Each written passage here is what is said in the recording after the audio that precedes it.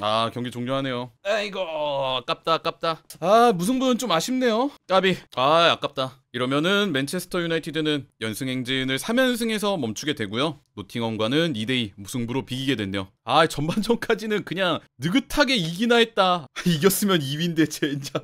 아, 그 수비가 뭐라고 해야 될까? 왜 백스리를 쓰는데 수비가 불안하다는 얘기를 해야 되는지 모르겠지만 이 백스리 수비가 불안하다는 얘기보다는 이 윙백들이 크로스를 허용해 주는 거. 뭐 정확히 얘기하자면 측면 자원들이 이렇게 뭐 백파이브 수비를 할 때 분명 이제 사이드에 나가 있는 수비들이 있음에도 불구하고 상대 측면한테 크로스를 허용하는 빈도가 너무 많다. 이게. 그리고 이거는 제가 좀 명확히 설명은 못 드리면서 제가 개인적으로 느끼는 부분이기는 한데 그 유나이티드가 이거는 지난 시즌부터 있었던 문제긴 합니다. 새로운 문제는 전혀 아니고 서로 이제 맞불 놓는 팀을 만났을 때 뭐 예를 들어 공격적으로 서로 부딪히고 미드필드에서 중원 싸움을 하고 측면에서 경합하고 치열하게 부딪히는 팀이랑 만났을 때 이때는 경기력이 좋은 경우들이 꽤 많아요. 근데 맨유가 계속 약한 모습을 주기적으로 보여주는 상대가 어디냐? 상대가 내려설 때, 롱볼, 다이렉트, 실리적인 운영을 할 때 이럴 때 정말 약합니다. 왜 그런지는 저도 잘 모르겠어요. 오늘도 션다이치가 굉장히 실리적인 운영을 했거든요. 롱볼로 때려놓으면서 노팅엄 기준 자기네 이제 9번 스트라이커한테 1차적으로 연결하는 패스 그 9번 스트라이커가 한 번 버텨주고 빼주면은 측면으로 빼고 그거를 크로스 올리는 특히 어디 파포스트 지역으로 크로스 올리는 거 그 파포스트 쪽에서 경합을 해서 박스 안에서 변수를 만들거나 직접 득점을 노리는 어떻게 보면은 조금 클래식한 그런 축구를 보여줬는데 이 실리적인 운영에 대해서 맨유가 아직도 공략을 못하고 있다. 그 유나이티드가 아무리 백스리라고 한들 그래가지고 뭐 박스 안에 수비 숫자가 많다고 한들 계속해서 크로스가 올라오는 상황을 우리가 절대 좋다고 볼 수는 없잖아요. 뭐 이거는 뭐 경기 상황마다 다르고 보시는 분마다 생각이 다를 수도 있는데 저는 가능하면은 크로스는 박스 안으로 안 올라오게 하는 게 제일이라고 생각하는 편이기는 합니다.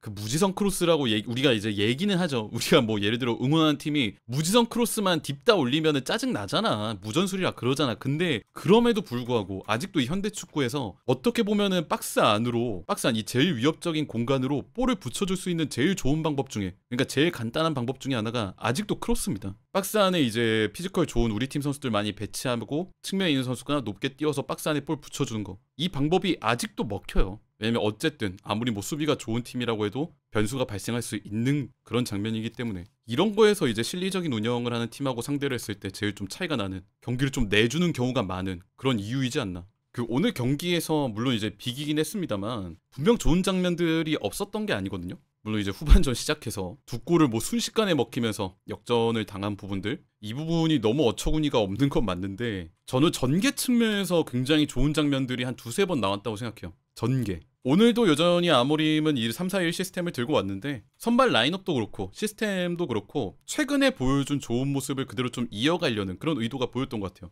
후방에 백스리, 쇼, 더리우트, 요로가 여전히 있고요. 그 앞에 윙백으로 달로, 아마드 디알로, 투미들의 브루노 페란데스랑 카세미로가 나오고 이선에 쿠냐랑 은베모, 최전방 베냐민 세슈코 이렇게 나왔는데 여전히 아무림이 최근에 보여주는 모습들 양쪽 이선들 쿠냐는 안으로 좁히거나 좀 아래쪽으로 내려서 이 미드필드 중원 가담을 하는 역할 은베모는 많이 벌리면서 아마드 디알로랑 같이 측면을 공략하는 역할 이렇게 양쪽으로 분담해서 이선한테 역할을 맡기고 이 측면을 둘 다 넓게 벌리게 하면서 측면에서의 방향전환 플레이로 상대를 측면에서부터 공략하겠다. 그리고 만약에 상대가 이걸 신경 써서 간격이 벌어졌을 때 위로 올라오는 쿠냐, 브루노 페란데스, 심지어 카세미로까지 가담해서 중앙에서도 기회를 포착하겠다. 이거가 많이 보이긴 했는데 전반전까지는 분명 좋은 장면들이 저는 많았다고 생각을 해요. 특히나 어떤 부분이 있냐면은 저는 전개 차원에서는 좋았던 부분들이 분명 있었거든요. 그 아모림이 바라는 축구 자체가 굉장히 뭐 점유율을 올리는, 뭐 소유권을 늘리는 짧은 패스 위주의 이런 플레이라기보다는 빠른 전개를 원하잖아요. 원터치 전개, 빠른 전개, 볼 캐리, 위로 올라가는 전진성 이런 거를 강조하는 감독인데 제가 오늘 느꼈던 좋은 점 중에 몇 가지 물론 골은 이제 세트피스에서 넣었지만 측면에서 측면으로 넘어가는 빌드업 전개가 좋았던 장면들이 몇 가지 있었습니다.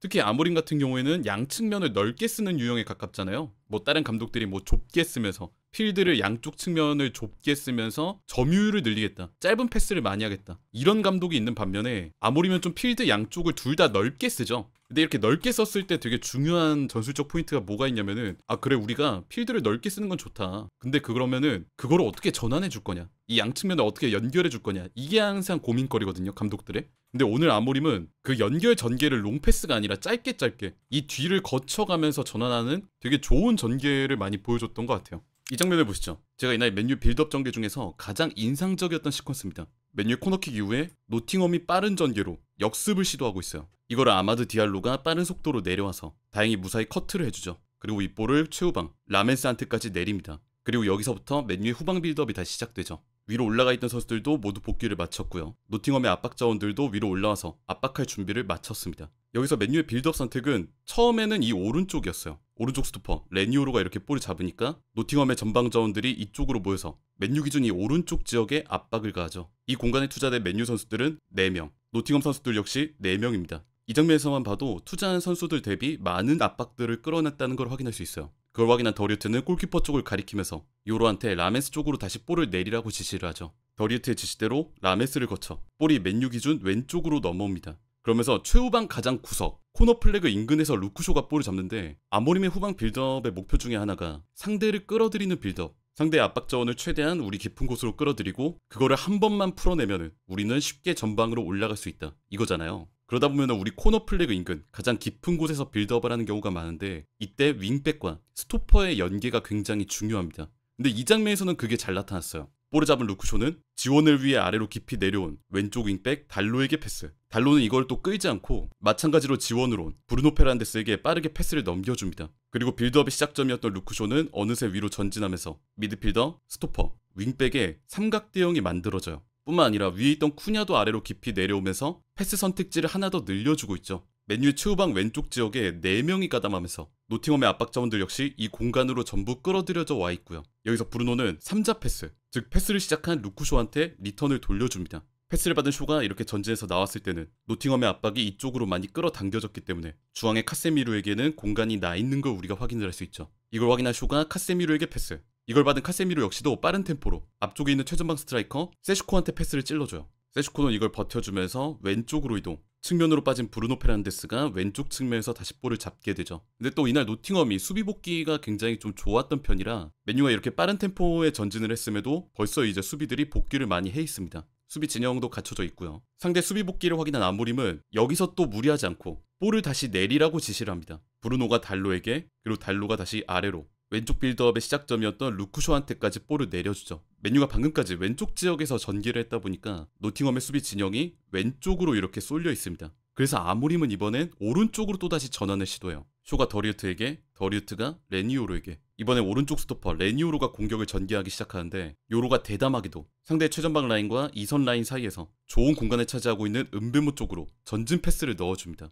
이 패스가 굉장히 좋았어요. 벌어진 간격 사이에서 볼을 잡은 은베모가 마찬가지로 볼을 끌지 않고 가운데 있는 브루노 페란데스에게, 브루노가 이걸 긴 패스로 왼쪽에 있는 달로에게 볼을 전달해줍니다. 최종적으로 맨유의 볼이 이 왼쪽 파이널 서드로 도착을 하게 된 거예요. 지금까지 이 시퀀스에서 설명해 드린 것만 봐도 좌우 측면에 굉장히 많이 왔다 갔다 했잖아요. 맨 처음 빌드업 시작되는 오른쪽으로 시작해서 갔다가 상대가 오른쪽으로 끌려 나온 걸 확인하고 다시 골키퍼를 거쳐서 왼쪽 측면으로, 또 이 왼쪽 측면에 상대가 많이 끌려 나오니까 3자 패스 구도를 만들어서 풀어 나오고, 이걸 풀어 나와서 전진을 했지만 상대가 수비 진영이 갖춰진 걸 확인을 하니까 이거를 또 내려서 반대편 오른쪽 측면으로 또 전환. 이렇게 좌우 측면 전환을 하니까 상대 수비 진영이 조금 흐트러지고 그 사이 간격을 차지한 은베모에게 전진 패스 투입. 이후 은베모, 브루노 페란데스를 거쳐서 계속 줄곧 노려왔던 이 왼쪽 파이널 서드로 최종적으로 도착. 이 시퀀스가 매우 인상적이었습니다. 아까 전에 왼쪽 측면에 도달했을 때 수비 진영이 이렇게 갖춰져 있던 반면에 마지막으로 이렇게 달로가 볼을 잡았을 때 공간이 많이 열려있는 것을 우리가 확인을 할 수 있죠.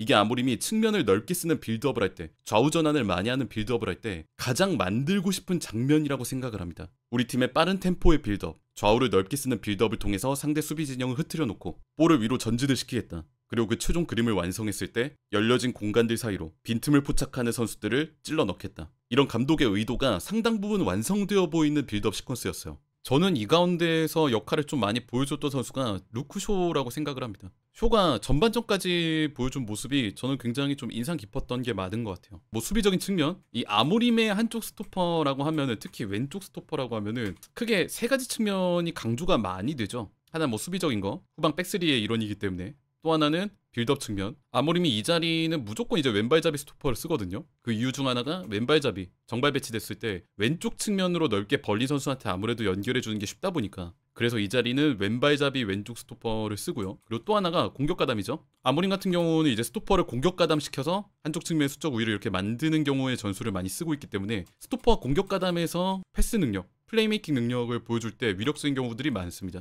왼쪽 측면에서 빌드업 핵심이 쇼가 아래로 쭉 내려가서 코너 플래그 인근에서 상대를 다 끌어들이는 빌드업을 하고 상대 압박 자원들을 끌어들인 다음에 뭐 달로라든지 아래로 내려온 쿠냐라든지 이런 선수랑 연계해서 풀어나가는 게 굉장히 아름다워요. 그리고 마지막 하나 공격 가담. 아까 전의 장면인데 그 유나이티드가 앞쪽에서 이제 공격을 하다가 오른쪽에서 이제 뒤로 빼주는 볼이 좀 뭐라고 해야 될까? 선수 뒤쪽으로 빠지는 볼이 하나 있었어요. 근데 그거를 노팅엄이 이제 가로채서 위로 쭉 올라와서 속공 상황으로 만들 수 있는 역습 상황으로 만들 수 있는 장면이 하나 있었거든요. 근데 그거를 뒤쪽에서 대기하고 있던 쇼가 잽싸게 튀어나와서 그걸 끊고 오히려 맨유의 속공으로 분위기를 바꿔놨죠. 그러면서 플레이메이킹을 했습니다. 앞쪽에 있는 선수랑 원투 또 그걸 받아서 박스 인근에서 위협적인 플레이메이킹까지 보여줬어요. 물론 이제 뭐 득점으로는 연결되거나 슈팅까지는 안 나왔지만 순간적인 쇼의 공격 센스를 엿볼 수 있는 장면이었다. 그 예전에 기억하시겠지만 쇼가 이제 왼쪽 풀백으로 나올 때 뭐 테너 체제든 뭐 옛날 뭐 소시아 체제든 이렇게 나왔을 때 이런 식으로 왼쪽에서 빌드업 하는데 굉장히 기여한 부분이 많았기 때문에 여전히 그런 부분 공격 가담적인 부분이 살아있다.